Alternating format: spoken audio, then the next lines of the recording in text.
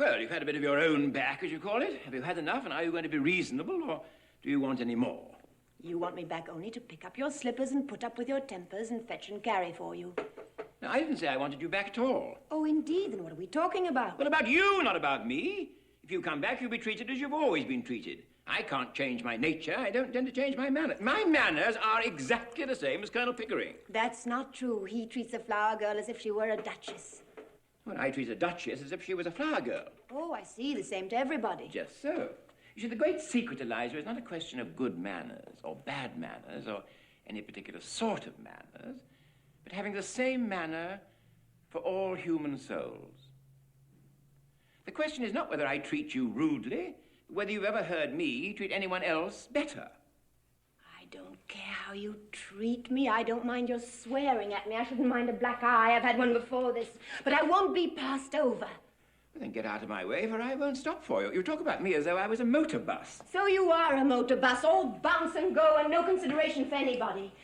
But I can get along without you. Don't you think I can't? I know you can. I told you you could.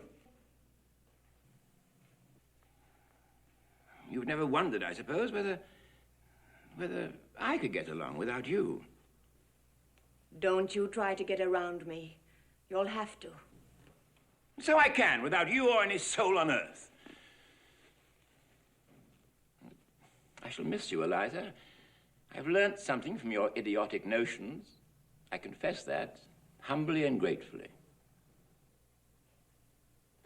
Well, you have my voice on your gramophone. When you feel lonely without me, you can turn it on. It has no feelings to hurt. Well, I can't turn your soul on.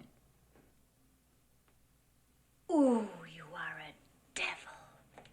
You can twist the heart in a girl just as easily as some can twist her arms to hurt her. What am I to come back for?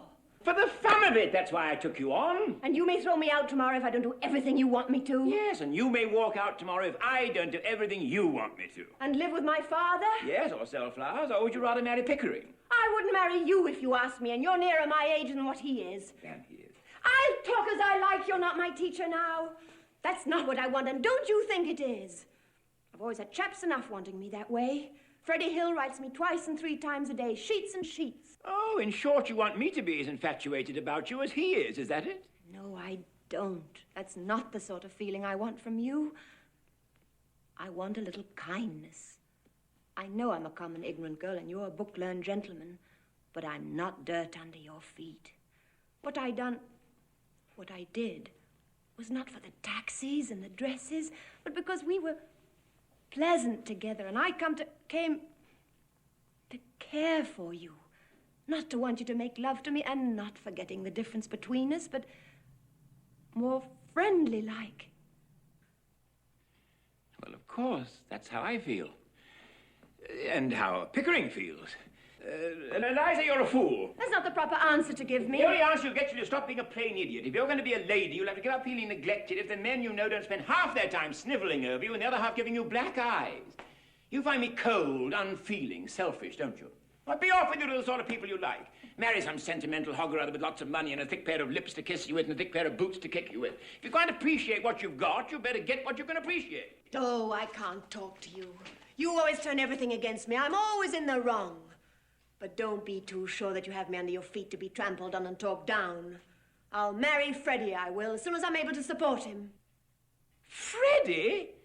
That poor devil who couldn't get a job as an errand boy, even if he had the guts to try for it? Woman, don't you understand? I've made you a consort for a king.